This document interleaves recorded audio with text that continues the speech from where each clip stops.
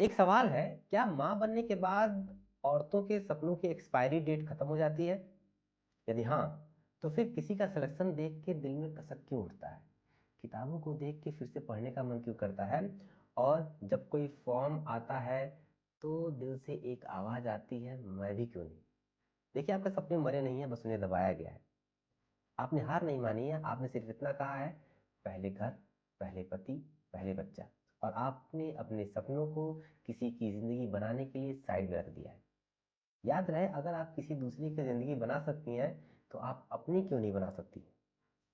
आप एक हाउसवाइफ नहीं है, आप एक पोस्टपोन्ड कैंडिडेट है, जिसकी तैयारी काबिलियत ने नहीं रोकी है, हालात ने रोकी है।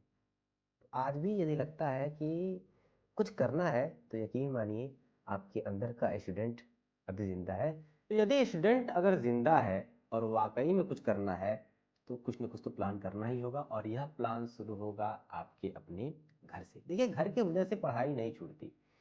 पढ़ाई छूटती है, पढ़ाई टूटती है कि घर में उस तरह का सिस्टम नहीं बनाया जाता है। और सिस्टम बनाने के लिए सबसे पहले आपको बात करनी होगी अपने पति से, अपने हस्बैंड से, और बिल्कुल ईमानदारी से सच्चाई बात करनी। देखिए, मैं घर नहीं छोड़ना चाहती, मैं जिम्मेदारी से नहीं भागना चाहती। मैं चाहती हूँ मुझे मेरे सपने पूरे करने के लिए कुछ घंटे मिले।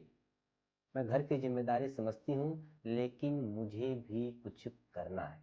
पूरी ईमानदारी से जब आप सच बोलेंगी, तो आपके हस्बैंड आपके खिलाफ नहीं जाएंगे। अक्सर जो पति लोग होते हैं, जो हस्बैंड होते हैं, वो आपकी पढ़ाई से नहीं घबराते हैं। वो घबराते हैं कि घर पर इसका असर पड़ेगा, घर कहीं टूट ना जाए।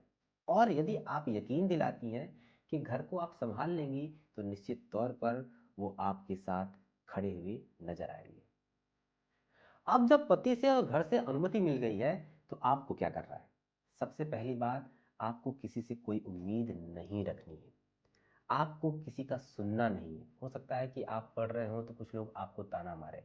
हो सकता है कि एक आध अटेम्प्ट दिए, उसमें आप फेल हो जाएं, तो भी आपको ताना सुनने को मिले, अरे पढ़ तो रही थी, अरे बहुत तैयारी कर रही थी, लेकिन इनका नहीं हुआ। आपको हर किसी को खुश नहीं करना है।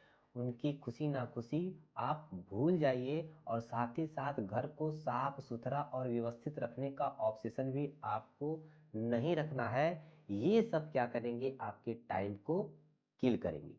ध्यान दीजिए, एक कड़वी सच्चाई ये है कि कोई भी एग्ज़ाम 1 आध 2 घंटे पढ़ने से नहीं निकलेगा। आपको 5 घंटे, 6 घंटे, 7 घंटे उस एग्ज़ाम के लिए आपको देना ही पड़ेगा। तो शुरुआत में आपको 2 घंटे, ढाई घंटे ही निकालने हैं पढ़ाई करने के लिए, और आप पूरी ईमानदारी से पढ़िए, थोड़ा-सा आदत बनाइए, और थोड़ी-सी तो चालबाज़ी आपको करनी पड़ेगी कि जब आपके हस्बैंड आस-पास हों, तो कोशिश करें, पढ़ाई करें, क्योंकि उन्हें दिखना चाहिए कि हाँ, हमारी मैडम मेहनत कर रही हैं। और उस मेहनत के आधार पर, आपकी लगन को देखकर संभवतः वो आपके घर के कामों के लिए कोई असिस्टेंट भी रख दें। और अगर आपको कोई असिस्टेंट मिल गया, तो आपको और समय मिलना शुरू हो जाएगा। और समय की बात कर लें, तो कम से कम 6 घंटे और 3 स्लॉट आपको रखने हैं। मॉर्निंग में 2 घंटे का स्लॉट डिट्टो रखिए, उस समय कोई भी डिस्टर्बेंस आपको नहीं होगा। रात में 2 घंटे का स्लॉट रखिए, रात में भी कोई आपको डिस्टर्बेंस नहीं मिलेगा। बाकी जो 2-3 घंटे हैं, उसको दिन के आवर्स में किसी तरह आपको निकालने हैं। वो आपकी ज़िम्मेदारी है। मैंने पहले ही कहा, असिस्टेंस आपको मिल जाएगा, तो निश्चित तौर पर आपके लिए चीज़ें आसान हो जाएँगी। 6 घंटे, 7 घंटे आराम से निकलने लगेंगे। और जब 6 घंटे, 7 घंटे निकलने लगेंगे, आप पढ़ाई करना शुरू कर देंगी, तो आपके अंदर खुद ब खुद एक आत्मविश्वास आना शुरू हो जाएगा। और जब आत्मविश्वास आना शुरू हो जाएगा, तो समझिए कि आधी दूरी हमने तय कर ली है। अब एक समस्या और हो सकती है कि आपकी इतनी तैयारी के बावजूद आप पढ़ रही हैं, तो पहले साल आपका सिलेक्शन ना हो पाए।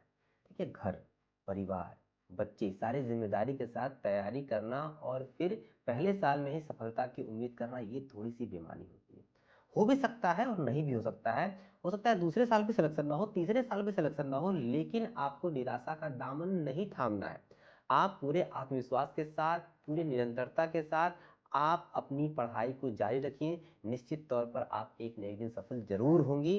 कई सारे महिला अभ्यर्थियों का मैंने उदाहरण देखा है, जिन्होंने शादी के बाद, बच्चे होने के बाद लगातार उन्होंने प्रयास किया, 1 साल, 2 साल, 3 साल, वो सफल नहीं हो पाए, लेकिन आने वाले समय में वो सफल हुई और वो अच्छे पद को सुशोभित करती हैं।